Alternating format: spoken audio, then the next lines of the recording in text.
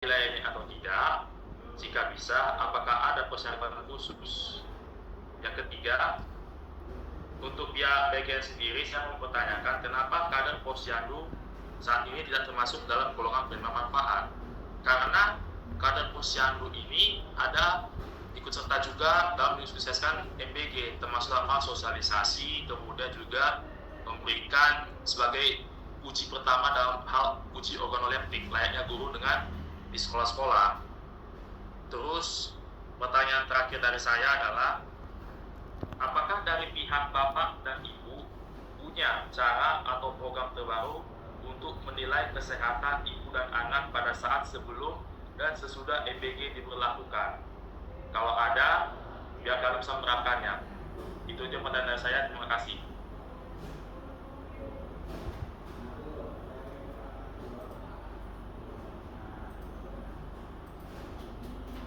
Baik.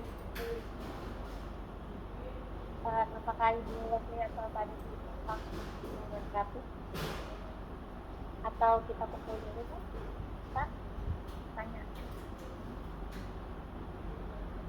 Gimana, mau langsung ditanggapi?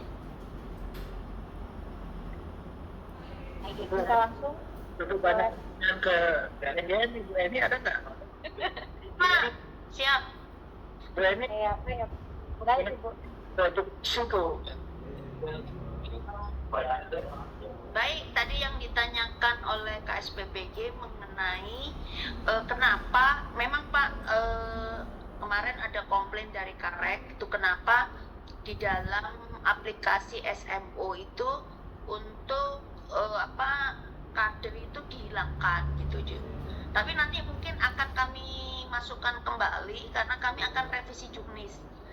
Nah, berbarengan dengan kemarin kami kan habis Zoom dengan Pak Dodi dan Bu Dokter Desi, jadi mungkin nanti untuk menu 3B ini akan kami detailkan di dalam juknis agar pengawas gizi dan KSPPG juga bisa mempedomani sampai sedetail-detailnya gitu. Baik. Ya, terima kasih masukannya KSPPG Gunung Batu 3. Boleh saya ngomong sedikit? Boleh Pak. Jadi ini ada Bu Leslie direktur ya. Saya juga direktur gizi di sana dulu. Ini untuk kelompok 3 ini harus hati-hati Pak. Ya kenapa dia ada kelompok yang itu membentur. Jadi sehingga harus betul-betul ada zero kesalahan lah dalam pemberian makanannya. Ya. Sebagai contoh misalnya ibu hamil, kalau ada anemia, normal berlibur harus hati-hati. Nah tadi yang saya sampaikan paparan tadi, pengawas di sini memang harus betul-betul yang tadi bapak nomor 4 tadi, itu betul-betul menilai dulu untuk identifikasi kelompok 3B tadi Pak. Ya, jadi itu berbeda dengan sekolah-sekolah. Kalau sekolah kan kita langsung anak-anak kan sehat ya. Tapi kalau di 3B ini kan kelompok rentan. Ya, isu ini tadi ibu menyusul, ya apalagi dia habis pasca persalinan nanti Pak. Nah, itu bisa mereka hipertensi kalau salah memberikan itu Pak. Baik. Yang jadi pertanyaan yang paling mendasar Pak, mohon izin Pak, terakhir saya Pak, agak ini sebagai suatu feedback atau yang lainnya Pak, itu ada dua Pak, masih saya pertanyakan, apakah sudah ada SKB dengan Kementerian Sosial terkait dengan, karena kan di sini kan ada banyak makna anak di sini, contoh Undang-Undang Kesehatan Anak menyebut anak-anak itu di bawah 22 tahun, Undang-Undang Pidana menyebut dia di bawah 18 tahun, Undang-Undang Perlindungan Anak 18 tahun, dan Undang-Undang HP itu usianya 0 bulan sampai 2 tahun. Nah, saya butuh sugesti yang jelas gitu. Apakah udah ada juga nggak kerjasama dengan Kementerian Sosial? Siapa tahu juga kalau ada panti asuhan, dia juga minta dilayani juga. Karena kawasan ini hanya terfokus pada Posyandu, nanti dianggap diskriminatif. Akibatnya ujung-ujungnya tidak beres. Seperti yang saya lakukan itu pada saat terjadi bencana, pada saat bencana banjir di Medan, itu pernah kami memberikan membuka dapur umum, itu memberikan menu nasi dari dapur MBG kepada panti asuhan. Mereka sangat gembira itu, jadi mereka sedikit tertolong gitu. Saya harap ada juknis berikutnya anak-anak di panti asuhan juga dapat, karena mereka ini sama statusnya dengan anak di sekolah.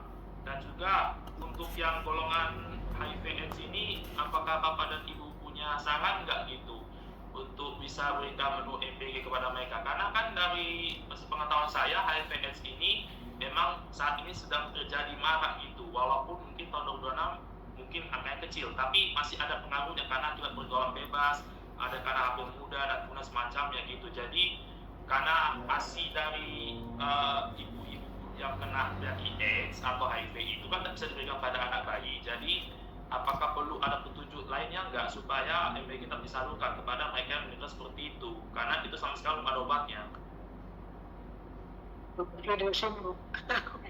Jadi mungkin saya akan menanggapi dua hal ya. Yang pertama tadi terkait anak dengan ODIF ya, dengan ODA.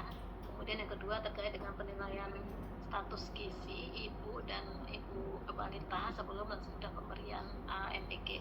Nah yang pertama terkait dengan balita yang ataupun ibu dengan ODA ini sebenarnya untuk pemberian makannya sama saja Pak, tidak ada perbedaan. Jadi memang kalau yang akan ada perbedaan itu adalah pemberian makannya. Tapi kalau untuk makanannya itu sama, bisa diberikan untuk balita dan juga untuk ibu hamil.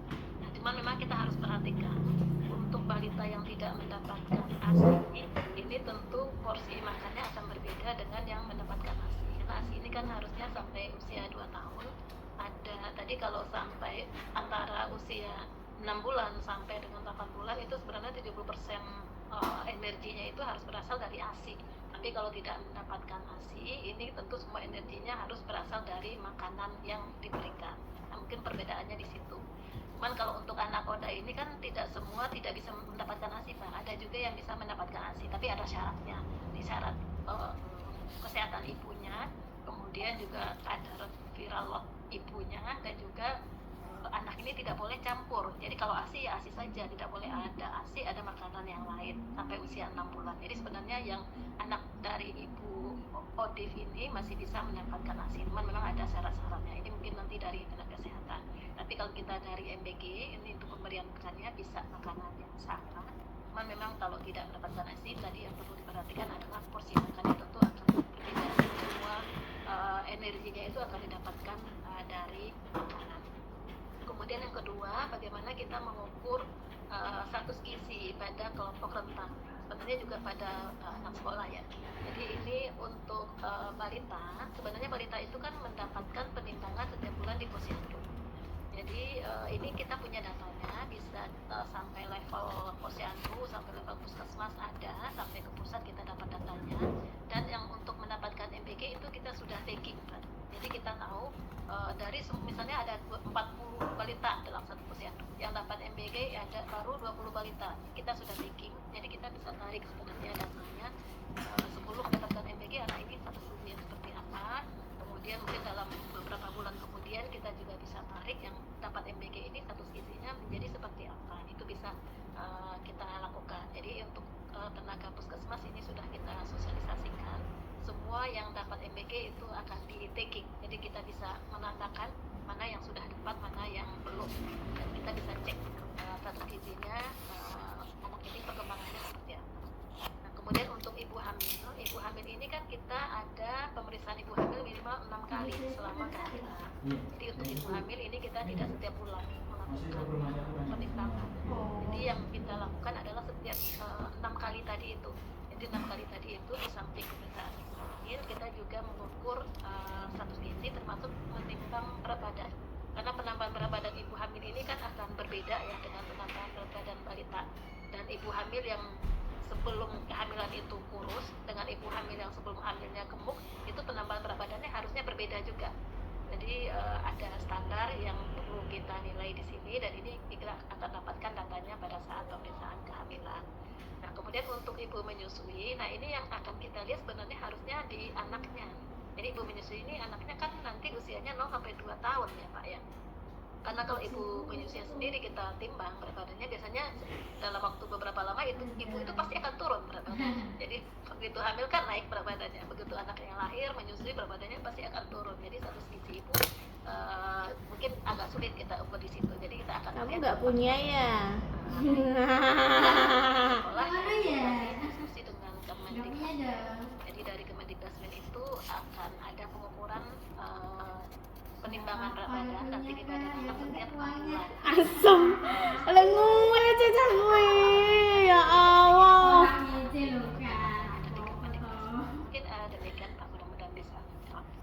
Tapi uangnya lebih gede ngono, masa nu. Terima kasih Bu, terima Tera. kasih untuk jawaban. Nah, banyak. Lah, kita pengen ketiga kata ora. Mboten riyen Pak Aru. Selanjutnya kita masuk ke dia kali ini menjadi Dan kalau wis menikah le. Nah, pada kok usia tambah. Nganu apa jenenge? Dataku ki ternyata wis mau nyakon ning BKN ketenaga. Nganu apa? Tapi guru. Nah, pas wingi BGN nganu. Sok.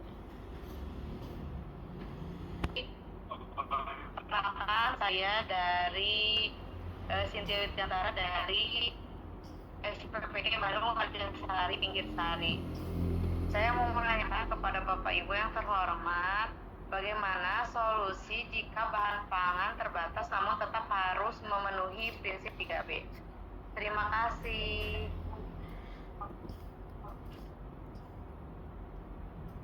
Ya, ini pertanyaan bagus sekali nih. Bu Desi, boleh Bu Desi?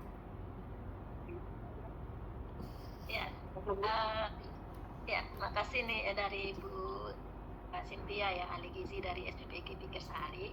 Jadi memang untuk pemberian makan untuk 3B ini kan kita sudah sepakat harus mengikuti standar gizi. Nah, kita sudah punya standar gizinya di pedoman PGN juga sudah ada. Bagaimana jika sumber pangannya terbatas? Nah, ini kan sebenarnya kita punya makanan pengganti ya. Jadi tidak harus satu jenis makanan. Jadi protein hewani itu kan macam-macam sebenarnya sesuai dengan kondisi setempat. Jadi bisa yang mudah mungkin telur, tapi jangan telur terus karena harus bervariasi. Kemudian ada ikan. Jadi ikan ini juga bervariasi di tempat masing-masing. Ada yang banyak lele di situ, ada yang banyak ikan di kolam, ada yang banyak ikan laut, itu akan berbeda-beda. Nah, kemudian ayam. Nah, di samping ayam juga ada puyuh. Sekarang juga banyak yang beternak puyuh. Di samping juga ada daging. Nah, ini sebenarnya bisa kita variasikan bagaimana, ini kan sebenarnya sudah ada standarnya ya, untuk satu butir telur itu setaraannya dengan berapa gram ayam, berapa gram ikan. Nah, ini Pak Dodi ini paling menguasai nanti ini. Nah, itu sebenarnya bisa kita cari di daerah masing-masing, karena pasti semua daerah itu, setiap daerah itu punya makanan khas di tempat masing-masing. Jadi bukan hanya protein hewani, juga nabatinya juga mungkin berbeda-beda ya, termasuk juga sayur dan buahnya.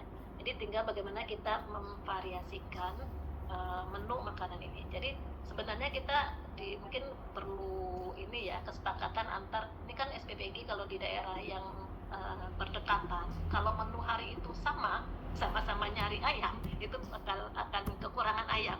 Jadi mungkin ini perlu diskusi juga antar SPPG yang berdekatan, supaya nih hari itu jangan sama, supaya makanan bahan makannya itu tidak kekurangan. Tapi mudah-mudahan ini bisa lah ya dengan pengganti ini, makanan pengganti sebenarnya cukup banyak yang bisa kita variasikan dari makanan lokal setempat. Mungkin ada demikian Pak Dodi, mungkin ada tambahan Pak. Terima kasih. Jadi tadi Bu Desi emang Kemenkes karena itu ada standar baku yang memang harus ditaati ya. Nah, jadi pertama itu kalau kita memenuhi dari rantai pasok pangan itu ya, itu memang perencanaan menu ini sangat menentukan. Tadi saya coba menyampaikan ada 10 hari atau 14 hari. Nah, 10 hari 14 hari, waktu kita bicara rantai pasok pangannya tadi, itu kena sandingkan dulu ya, mana sumber karbohidrat. Kalau beras itu temennya siapa? Singkong, temennya siapa lagi? Roti misalnya, itu memang harus ada ya. Nah, itu yang sebenarnya titik krusial, titik kritis ya, sebagai seorang pengawas gizi itu harus mampu di sana. Karena tentang sumber protein misalnya, ada ikan, ada telur, ada daging, nah itu disandingkan itu ya. Jadi sehingga ada tahu tempe dan kacang-kacangan. Nah, ini memang harus disandingkan pada saat telur menggantikan apa, ikan menggantikan apa. Nah, semuanya ini memang dimasukkan di dalam perencanaan menu ya. Kenapa? Karena Indonesia ini sangat kesulitan di dalam situasi ya. Misalnya contoh kemarin nih telur itu sangat dibutuhkan, ikan apa nanti sangat dibutuhkan. Nah, yang masih lemah itu adalah ikan. Ikan itu karena ada mitos, ada fakta ya. Jadi kalau kelompok 30 ini, pertama tuh tantangan pada ibu hamil. Ya, karena itu yang harus dirubah dulu. Jadi, Mbak Cynthia itu harus berdiskusi dengan kader segala macam ya. Itu saya sudah coba mengamati di beberapa daerah itu ikan itu tantangan sangat besar. Santai Nah, kalau itu. anak balita itu tantangan di telur ya. Jadi sehingga emang harus diganti seperti apa.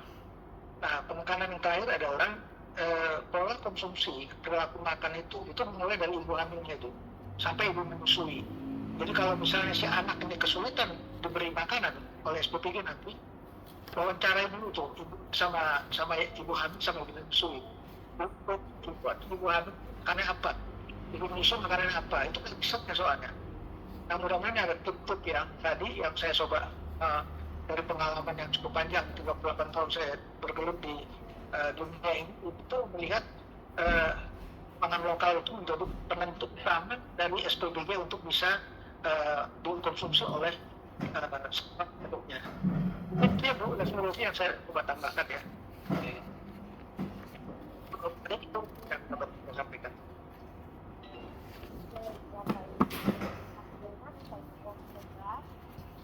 Untuk selanjutnya Agus Haris dari SPPG Cibungur.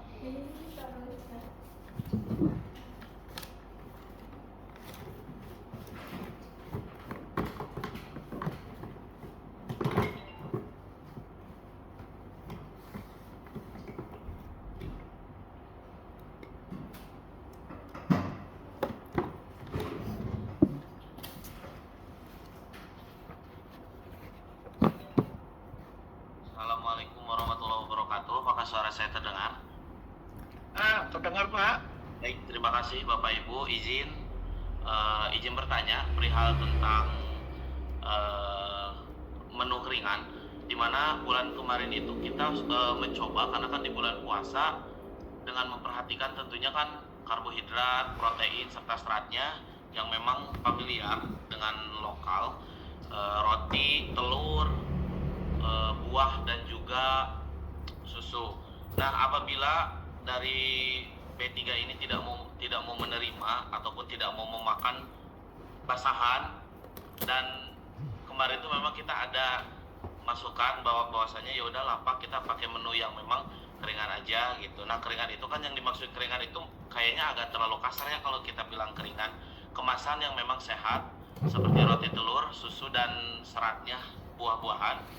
Apakah itu diperbolehkan atau tidak? Tentunya kita juga pasti melihat pembuatan roti itu apakah sesuai, PRT-nya sudah ada, halnya sudah ada, ataukah belum gitu. Jadi kita juga tidak akan mengambil produk yang memang kurang dari segi kualitas gitu. Apakah itu diperbolehkan, Bapak? Terima kasih atas waktunya.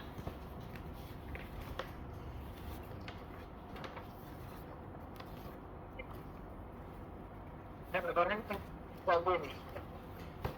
Ya. Terima kasih Mas Taufik ya. Jadi itu yang sebenarnya yang perlu diperhatikan di dalam pola konsumsi ya, perilaku makan ini. Pertama adalah memang tulisan itu praktis ya. Tapi itu yang nggak praktisnya kita jaga itu pasti dalam sugesti akan tahu. Kita ini berhadapan sama batasi garam, lemak, gula dan garam itu sebenarnya. Itu yang sebenarnya kenapa emang pangan lokal itu menjadi utama diberikan kepada kelompok 3B ya. Jadi emang Mas Taufik harus berjuang di sini sebenarnya ya. Nah, kondisi kemarin yang membuat puasa itu juga teman-teman Badan Gizi Nasional itu menyampaikan ke kita di DPD Persagi ya. Apa yang menjadi penjagaan di sini ya. Emang kalau untuk kelompok-kelompok yang seperti anak sekolah segala macam itu emang mereka itu kalau menurut simpang itu kan artinya sih tidak diatur sebagai sesuai dengan jenis kelamin, aktivitas ya, dan juga lokal setempat ya. Tapi kalau yang 3B ini kita harus jaga betul ya. Jadi pada saat kita memberikan misalnya kepada ibu hamil memberikan ya, itu kalau garamnya tinggi itu berbahasa eklamsi itu Pak Mas Taufik ya. Jadi kalau misalnya nanti ada pemicu ibu hamil tadi ada diabetes, itu juga berbahaya itu situ letaknya. Makanya taruhan yang buku gabung, makanya berarti direktur sistem bilang kita diskusikan sama benar-benar DFC. Oke, saya setuju. Nah, di sini yang sebenarnya yang kita nggak bisa memberikan hitam dan putih, Pak. Ya. Nah, teman-teman pengawas misi itu udah dibekali ilmunya di situ.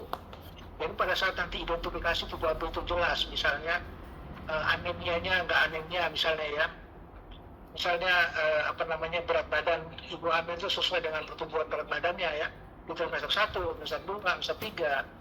Nah itu pemberian ringan tadi itu emang akan ada satu edukasi sebenarnya. Jadi jangan sampai nanti misalnya saya memberikan SPP itu makanan-makanan dengan tadi ya, artinya saya tidak bisa menyebut makanan yang bersifat pabrikan ya, tapi artinya emang kelompok 3B ini emang problem juga di global sebenarnya. Ya tadi sampai peraturan undang-undang kesehatan sama PP yang disampaikan Ibu Direktur tadi itu emang kita jaga itu benar-benar ya. Jadi memberikan informasi tentang susu formula itu masuk di sana gitu ya. Jadi ini yang sebenarnya kita lakukan. Jadi prinsipnya adalah kalau emang SPPG mengetahui betul-betul kondisi ibu hamil, kondisi ibu menyusui, kondisi balita, itu dipersilakan Pak. Itu pengalaman saya betul-betul di puskesmas dulu ya, di daerah pedalaman segala macam, di daerah pilihan pada saat bencana alam kan kita nggak mungkin harus mengira dilihatnya seperti itu, tidak boleh. Nah, itu menjadi pola konsumsi ya. Karena kalau kita berhasil dengan kelompok 3B ya, dengan jumlah ibu hamilnya ada 5 jutaan ya, itu akan melahirkan generasi yang mampu makannya akan baik gitu ya. Itu yang sebenarnya ini nanti saya banyak ngomong sama teman-teman Badan Gizi Nasional, karena saya cukup lama di Kementerian Kesehatan yang 38 tahun gitu, jaga gitu. Nah ini penting sekali di sini. Jadi memang pengawas misi kepala SPP itu, dia segala macam perhatikanlah. Nah, mainkanlah di standar dulu Pak Farid, Pak Taufik ya.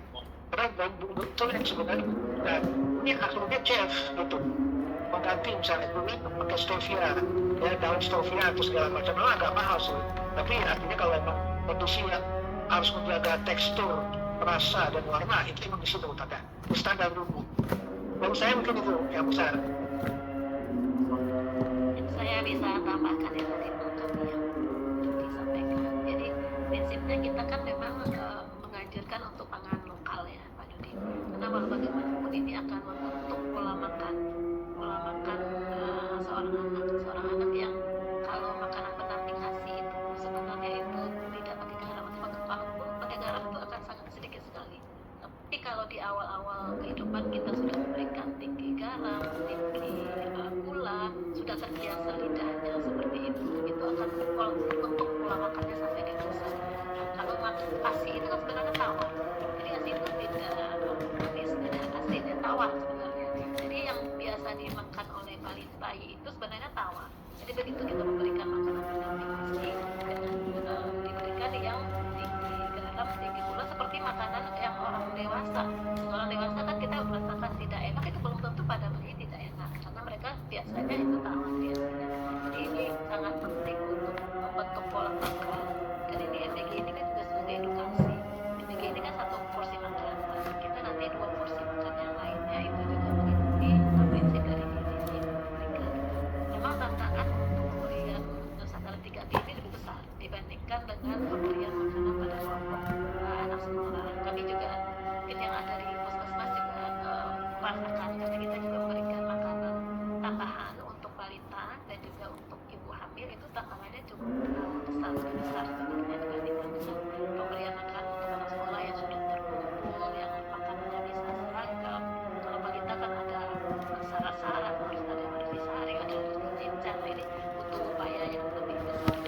Tapi harapan kita tentu dengan upaya kita mencoba untuk memenuhi standar ini, jadi dampaknya untuk kesehatan itu akan lebih baik. Terima kasih Bapak Ibu, alhamdulillah tercerahkan. Oke, baik. Untuk selanjutnya kami kita dipersilakan kepada hasil feedback atau diskusi peserta Zoom untuk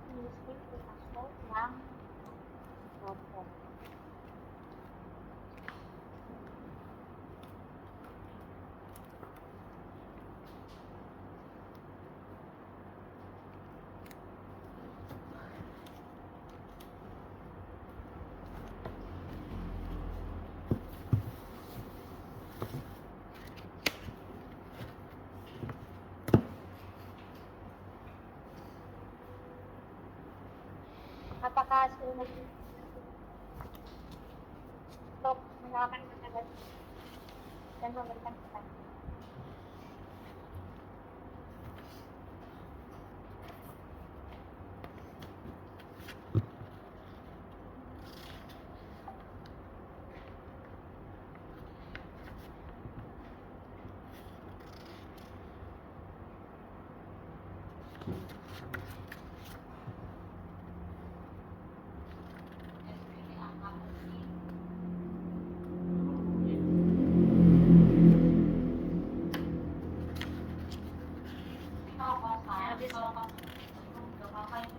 Bismillahirrahmanirrahim. Assalamualaikum warahmatullahi wabarakatuh. Waalaikumsalam. Ya, terima kasih atas kesempatannya kepada moderator dan para pemateri yang Masya Allah sangat merefresh kembali dan mengingatkan kami sebagai pengawas gizi untuk bekerja sesuai dengan tupoksi dan standar dan kualitas yang terjamin. Sebelumnya saya mau menanyakan salah satu hal yang mungkin salah satu kader posyandu itu mencurahkan pemikirannya kepada saya dan curhat seperti itu Bapak Ibu. Jadi mengenai PMT, pemberian makanan tambahan di lingkungan tempat saya bekerja ini, ada PMT penyuluhan, kemudian ada mungkin PMT pemulihan. Sebelumnya mungkin mau bertanya kepada Ibu dari Ibu Kesga Kementerian Kesehatan, apakah akan ada realisasi dana DA kanon fisik BOK mengenai PMT yang diberikan kepada balita masalah gizi, wasting dan ibu hamil kek, walaupun memang pasti PMT itu definisinya sebagai makanan kudapan ya Bu, yang diberikan dengan waktu 90 hari atau 120 hari bagi ibu hamil. Nah, apakah itu akan ada kedepannya akan ada di bawah Dinas Kesehatan Kota dan Puskesmas mungkin nanti, dan pemberiannya MBG itu apakah tetap diberikan, dan semoga memang tetap diberikan, dan minta tolong kepada pihak BGN untuk ke APBD desa untuk memberikan pemahaman bahwa MBG dan PMT itu merupakan suatu program yang sangat berbeda, di mana tujuannya pun berbeda. Sedangkan PMT itu untuk perbaikan gizi yang sudah untuk sasaran yang memiliki masalah gizi, sedangkan MBG ini untuk mencegah. Kemudian apabila memang ada sasaran yang memang bermasalah gizi ya menjadi sasaran pun tidak masalah, dan memang untuk pencegahan sebetulnya, dan untuk edukasi juga bagaimana makanan satu porsi makanan lengkap. Sedangkan PMT itu mungkin kudapan yang tinggi kalori, tinggi protein, ditujukan kepada sasaran yang bermasalah gizi, ibu hamil kek, ataupun balita dengan masalah wasting, ataupun yang lain.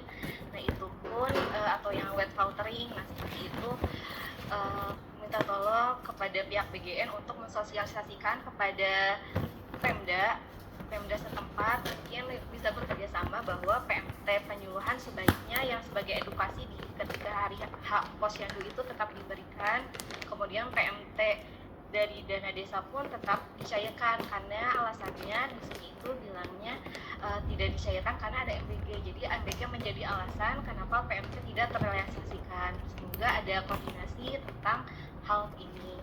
Kemudian yang kedua pertanyaannya, selain dari tentang PMT, mengenai tentang bahan pangan yang diberikan kepada balita B3, khususnya balita ibu hamil dan ibu menyusui. Mungkin insya Allah akan sesuai dengan juknis yang nanti akan dirilis, dan yang memang sudah ada pun sudah cukup lumayan memandu.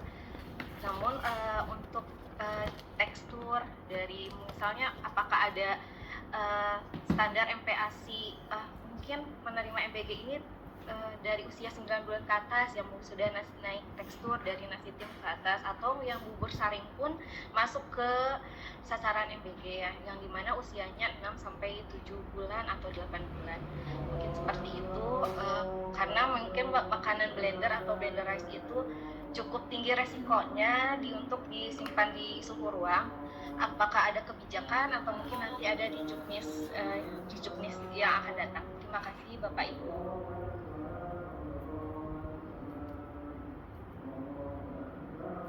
Ini banyak donasi nih. Ya, bagus sekali deh ini ya. pertanyaannya sekaligus konfirmasi nih dari SPPG Sindangkerta terkait dengan PMT. Jadi memang PMT itu ada dua kita sekarang. Tadi sudah disampaikan, PMT penyuluhan itu hanya sekali sebulan di Posyandu. Fungsinya sebenarnya itu untuk penyuluhan. Jadi penyuluhan gizi lah. Jadi pemberian makanan yang gizinya yang sehat untuk balita yang datang ke Posyandu. Nah, itu biasanya dananya dari dana desa.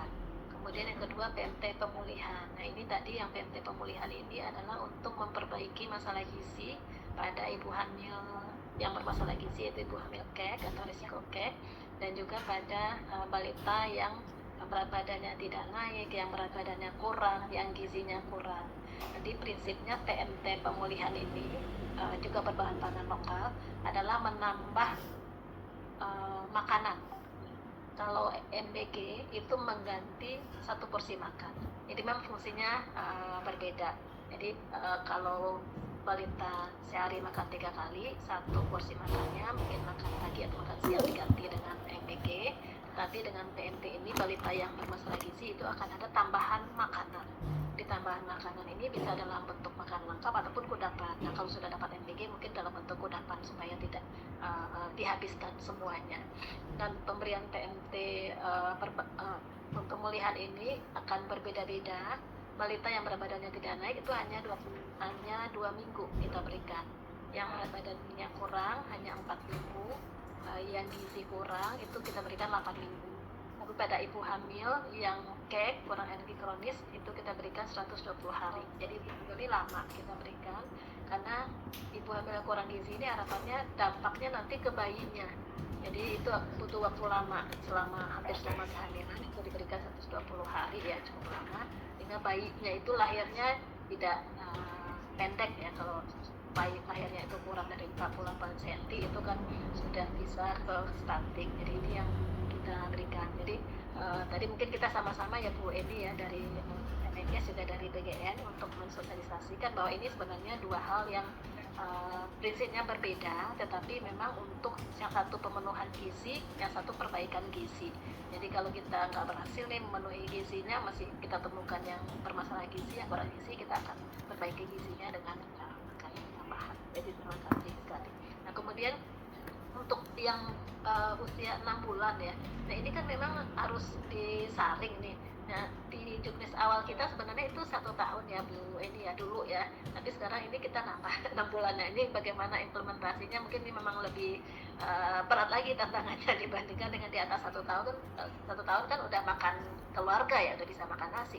Jadi kalau di bawah 1 tahun, apalagi di bawah 9 bulan itu kan memang harus disaring. Nah ini mungkin bisa dilihat kondisi masing-masing karena itu biasanya kan nggak banyak tuh yang antara 6 bulan sampai 9 bulan yang harus disaring itu biasanya nggak banyak.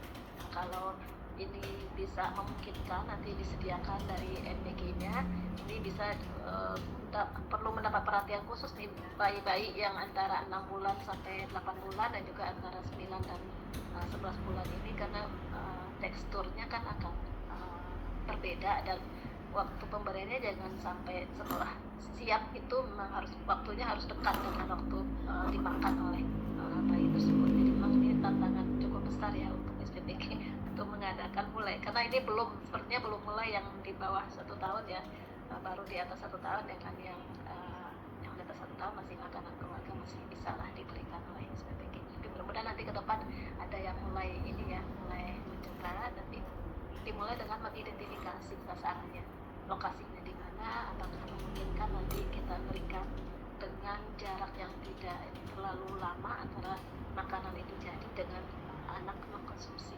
makanan tersebut. Ya, kita demikian. Oke baik. Untuk yang dulu ini ada ceritakan tapi Ya, terima kasih. Mungkin sebelum ditutup, karena acara ini memang sampai jam 12, Pak Dodi sama Bu Desi, rekan-rekan sekalian, kami berterima kasih atas siang hari ini Ibu bisa memberikan edukasi kepada rekan-rekan kami di lapangan, yaitu pengawas gizi dan KSPPG. Mudah-mudahan ke depan bukan hari ini aja Bu, nanti coba kami membuat suatu membuat suatu Zoom inilah per minggu atau 2 minggu sekali agar di SPPG ini bisa mendapatkan informasi, teredukasi secara berkelanjutan gitu. Jadi atau mungkin kalau Ibu Desi sudah punya LMS mungkin bisa Bu nanti bisa mereka belajar daring melalui aplikasi pelataran sehat yang ada di Kemenkes. Karena terus terang BGM masih belum mempunyai Pusdiklat dan belum mempunyai LMS gitu Bu. Jadi kalau mungkin Ibu mempunyai modul atau pelataran sehat mungkin bisa nanti mereka belajar dengan daring. Saya rasa itu Bapak Ibu sekalian, karena ini kita konsisten Pak Kepala ini sebagai Ketua Tim Percepatan Stunting Ibu. Jadi saya merasa mempunyai tugas untuk bisa mendampingi pengawas gizi gitu Bu, untuk bisa menyajikan menu kepada kelompok sasaran, terutama tadi Perpres 115 itu saya kaget juga itu Bu, kok ini jadi 6 sampai 59 bulan gitu. Jadi seperti itu. Terima kasih Bapak Ibu sekalian. Oke, baik Bu. Makasih Bu Eni, Bu Leslie. Ibu ini Pak Ya, ini Dadi. 8.000 nonton ya Bu Eni. Nggak apa-apa, terus saja nanti. Aku saya juga bisa memfasilitasi Bu Eni ya. Di tempat saya nanti saya datangkan ahlinya yang top ya. Betul? Baik. Iya. Ya, saya Bu Desi. Masuk ke acara dan keluarga sekali artinya dan betul dan betul. Jadi kalau dilakukan ini landasan untuk ini kalau mengumpulkannya sama itu sebagai pembelajaran dia dan memperhatikan mau berbagi harus sesuai dengan keadaan diri. Seperti yang ini menggunakan sebenarnya yang diskusi dan kita sampai bisa menghubungi PIC yang dalam kegiatan. Saya utara kita dan jadi banyak kita waktunya bagaimana untuk direktur itu hari ada yang kurang Assalamualaikum warahmatullahi wabarakatuh. Waalaikumsalam. Mungkin ya semua Bu Eni sehat, Bu Leslie sehat, sehat. Ya, ibu live ya. Assalamualaikum. Nah,